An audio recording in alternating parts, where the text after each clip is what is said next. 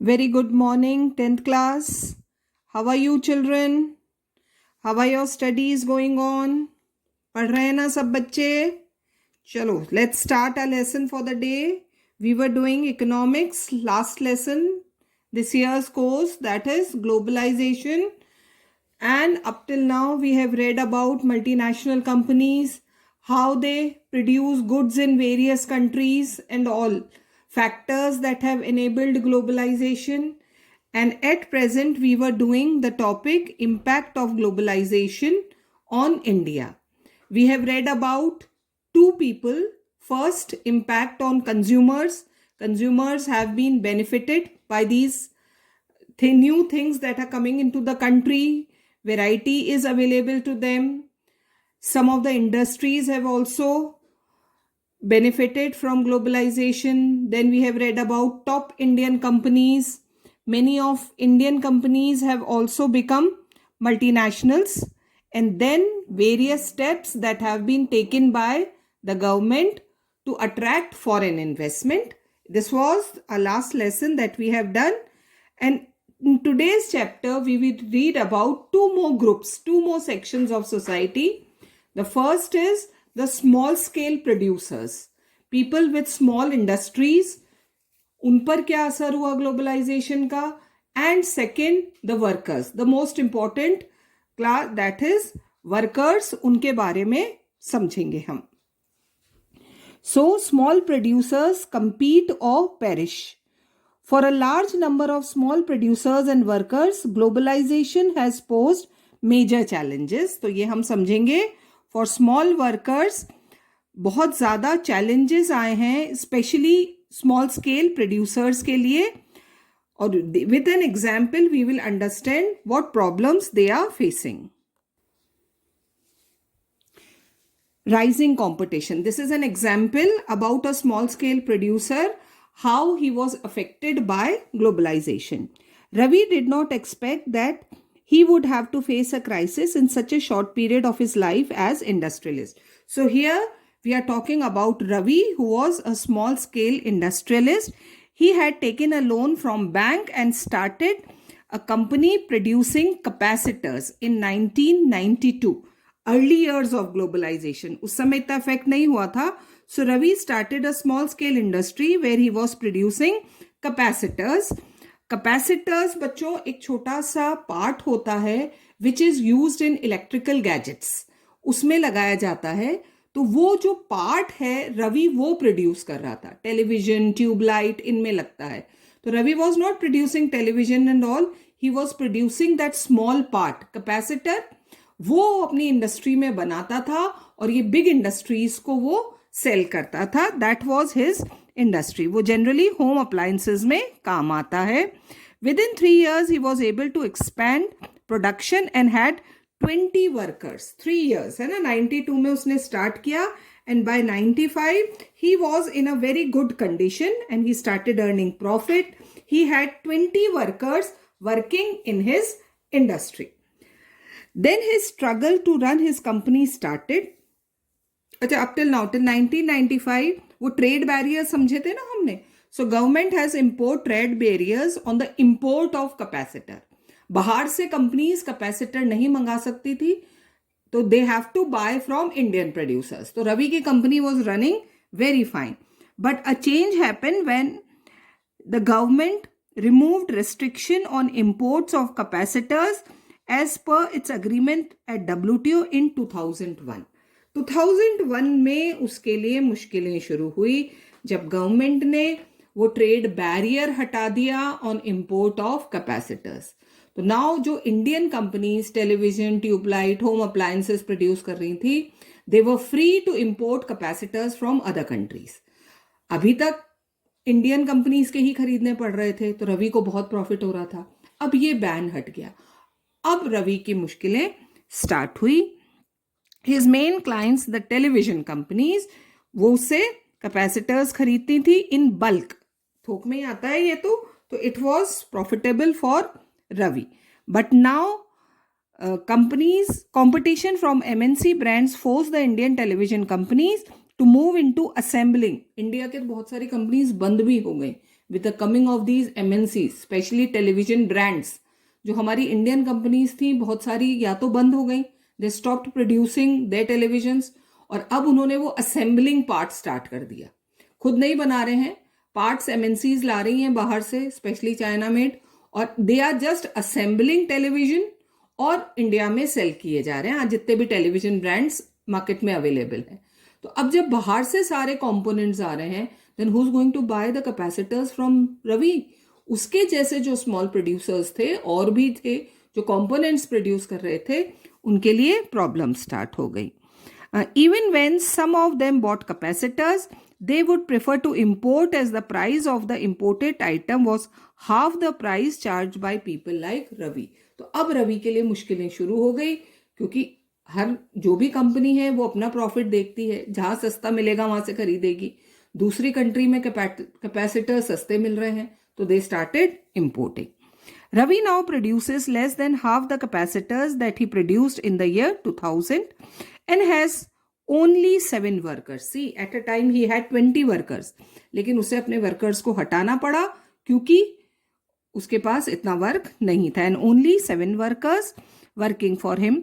Many of Ravi's friends in the same business in Hyderabad and Chennai have closed their units. कितनी सारी small scale industries बंद हो गई after globalisation. तो small scale industries वर hit hard, बहुत बुरा असर हुआ उन पर ग्लोबलाइजेशन का, और इंडिया में बहुत सारी इंडस्ट्रीज बंद हो गई. अब yesterday we have read about in previous lesson कौन कौन सी कंपनीज थी वो. ऑटोमोबाइल्स हैं, सेल फोन्स हैं, सॉफ्ट ड्रिंक्स हैं, IT कंपनीज हैं, who were benefited by globalization. And here are these companies which are at loss, जिन्हें ग्लोबलाइजेशन से लॉस हुआ है. Batteries, capacitors, plastics, toys, tyres, dairy products and vegetable oil. ये वो industries है which are at loss, where the small manufacturers have been hit hard due to competition. इन companies को बहुत नुकसान हुआ है. Several of the units have shut down, और कुछ तो बंद भी हो गई हैं, rendering many workers jobless. The small industries in India employ the largest number of workers, 20 million. सोचो, after agriculture, this is the largest number in the country, next only to agriculture. India में सबसे ज़्यादा employment दे रहा है agriculture, and next is small scale industries. But because of globalization, many of these industries have been shut down. तो इन्हें बहुत नुकसान हुआ है. And now we will study about the workers, the labor class, how they have been affected by globalization. तो क्या हो गया है? Competition and uncertain employment. अब यहाँ बच्चों हमने लास्ट लेसन में पढ़ा था सेक्टर्स वाले में, ऑर्गेनाइज्ड एंड अनऑर्गेनाइज्ड सेक्टर. उसकी वर्किंग कंडीशंस को you need to keep in mind and then understand how the workers have been affected. Globalization and the pressure of competition have substantially changed the lives of workers. बहुत change आया है. Faced with growing competition, most employers these days prefer to employ workers flexibly. In last lesson we have read about flexibility is given in labor laws. Now workers are employed only when the factory needs them. Rest of the time they are asked to leave. This is taking workers flexibly. This means that workers' jobs are no longer secure. तो ये कौन सी condition हो गई? Unorganised sector की. Globalisation से पहले workers were in better condition, but later it has changed. See now, here we are going to understand it with the example of a garment worker. ये एक एग्जाम्पल दे रखा है. Garment industry में, India में बहुत popular है garment industries. हाँ, cloth बहुत बनता है शुरू से. So this is that, and here we are going to understand with the help of this example. 35-year-old Sushila has spent many years as a worker in garment export industry of Delhi. For a long time she was working in export industry. She was employed as a permanent worker, organized sector, entitled to health insurance, provident fund, overtime at a double rate. ये सब facilities she was getting from her company. When Sushila's factory closed in the late 1990s, again due to जो भी competition reason हो गया था उस समय, her factory close down, she had to leave, क्योंकि फैक्ट्री बंद हो गई, काम गया. After searching for a job for 6 months, she finally got a job. बहुत मुश्किल से she got a job 30 kilometers away from where she lives. Imagine the amount distance she used to travel. पर दिल्ली में ठीक है, it's very common. So, but 30 kilometers is too much. 30 kilometers away. Even after working in this factory for several years, इतने साल हो गए हैं उसे काम करते हुए, she is still a temporary worker. वो जो permanent worker की facilities मिल रही थी ना, she is not getting that and earns less than half of what she was earning earlier. और income भी आधी हो गई है. Sorry. Sushila leaves her house every morning 7 days a week, so no weekly holiday, at 7:30 a.m. and returns at 10 p.m. Just imagine. सुबह 7:30 बजे घर से जाना, रात को 10 बजे. What is this life? She is working for such long hours. A day off from work. If something happens and she had to take a day off, क्योंकि 7 days a week work है, means no wage for that day. She has none of the benefits she used to get earlier. वो सुबह ये देखा ना हमने, health insurance, provident fund, कुछ नहीं मिल रहा है. Factories closer to home have widely fluctuating orders and therefore pay even less. So she is forced to travel that 30 kilometers. At least she is getting work there. So this is the condition of most of the workers in India. Large MNCs in the garment industry in Europe and America order their products from Indian exporters. वो हमने production means पढ़े थे MNCs के, तब हमने समझा था कि जो स्मॉल प्रोड्यूसर्स हैं उन्हें ऑर्डर प्लेस किया जाता है. तो यूरोप और अमेरिका के जितने भी बड़े ब्रांडेड नेम्स हैं, they take these readymade garments from these small exporters from India. These large MNCs with world wide network, क्योंकि इनका नेटवर्क बहुत लार्ज है, they keep looking for the cheapest goods in order to maximise their profits. कौन उन्हें सस्ते से सस्ते readymade garments provide कर सकता है? एक कोई परमानेंट नहीं है कि भाई एक कंपनी से टाई अप कर लिया तो उसी से लेना है. अगर उससे सस्ता कोई मिलेगा तो वो उसके पास चले जाएंगे. So they keep on searching. To get these large orders, Indian garment exporters try hard to cut their on cost. अब देखो, क्योंकि ये ऑर्डर्स चाहिए और सस्ते में उन्हें ये गारमेंट्स भी प्रोवाइड करने हैं, तो what do the Indian garment exporters do? वो as cost of raw material can not be reduced, क्योंकि वो लोग अपनी क्वालिटी से कॉम्प्रोमाइज नहीं करते हैं. तो you need to give best cloth. तो गारमेंट तो जो खरीदना है वो, जो कॉस्ट ऑफ रॉ मटेरियल है क्लॉथ, उसे कम नहीं कर सकते. एक्सपोर्टर्स सिर्फ कहाँ कट कर सकते हैं? Labour cost. वो वर्कर्स को कम से कम पैसे देने की या वेजेस देने की कोशिश करते हैं ताकि उनका भी प्रॉफिट हो. Where earlier a factory used to employ workers on a permanent basis, now they employ workers only on a temporary basis. Only when they get order, they ask the worker to come, rest, he is asked to leave, so that they do not have to pay workers for the whole year. Workers also have to put in very long working hours. तो जब order मिलता है इन companies को, तब तो they have to work 24/7, long working hours, and work night shifts on a regular basis during the peak season when the orders are to be delivered on time. तो वहां कोई कॉम्प्रोमाइज नहीं होगा. कॉम्प्रोमाइज सिर्फ कहाँ किया जा रहा है? वेजेस में. Wages are low and workers are forced to work over time to make both end meet. Over time भी कर रहे हैं but still they are getting low wages because they have nothing else to do. So this is the condition children of workers after globalisation.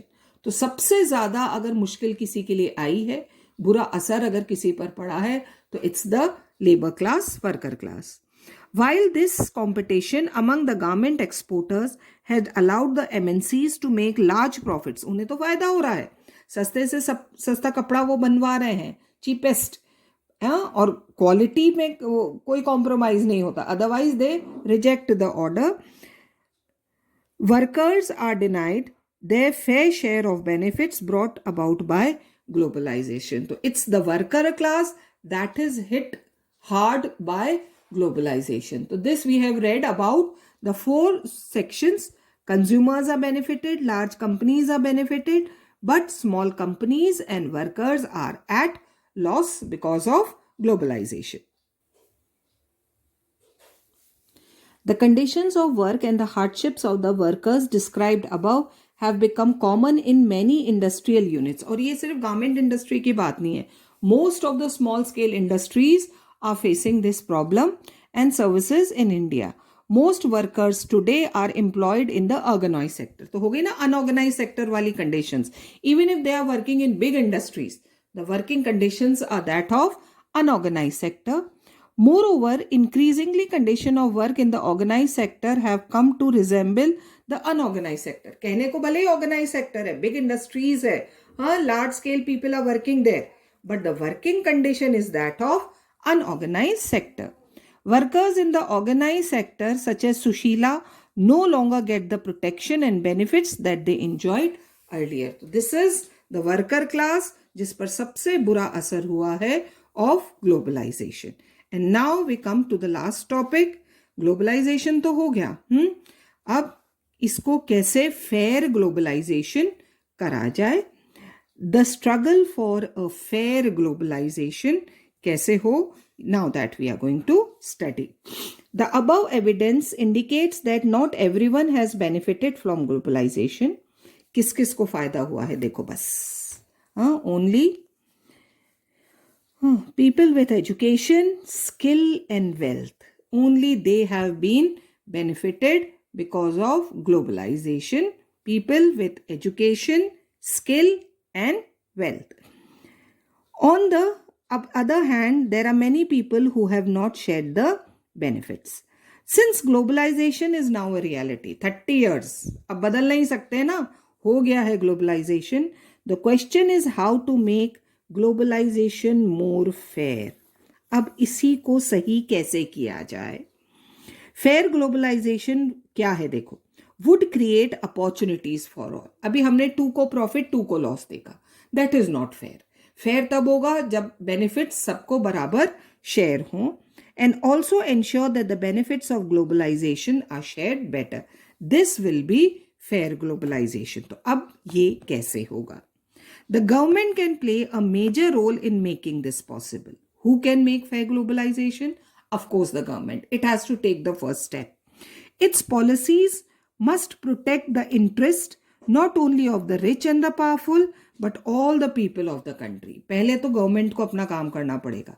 वो flexibility in labour laws, labour को नुकसान हो रहा है ना, नो, गवर्नमेंट ऐसी policies बनाए, ऐसे लॉज बनाए जिससे इंडियंस को फायदा हो.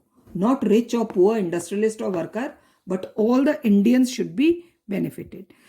You have read about some of the possible steps that government can take. देखो क्या है? The government can ensure that labor laws are properly implemented. जबकि हो तो उल्टा रहा है ना.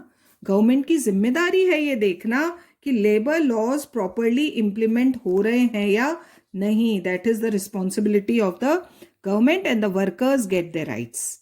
ये गवर्नमेंट को देखना है. Government can support small producers to improve their performance, रवि like producers, till the time they become strong enough to compete. उन्हें गवर्नमेंट हेल्प करे उनकी कंडीशन को इम्प्रूव करने के लिए. If necessary the government can use trade and investment barriers. ये तो गवर्नमेंट के हाथ में है. Any day any time government can put barriers.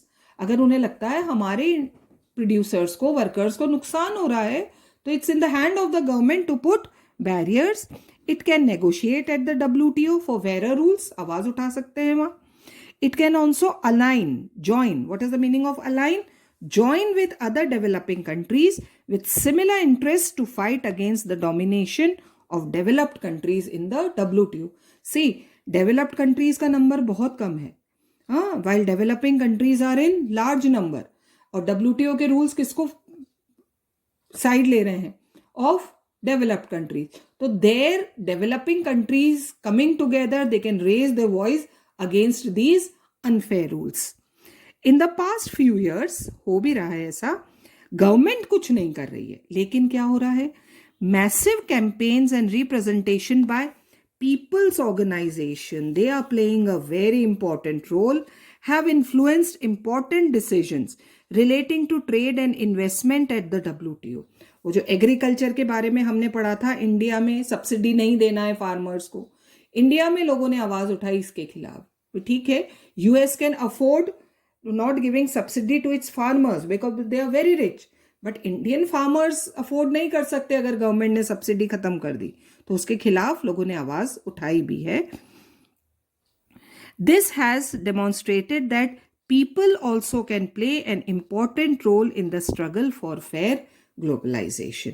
तो fair globalization तभी possible होगा when people and government come together to fight for this. Then only we can have fair globalization.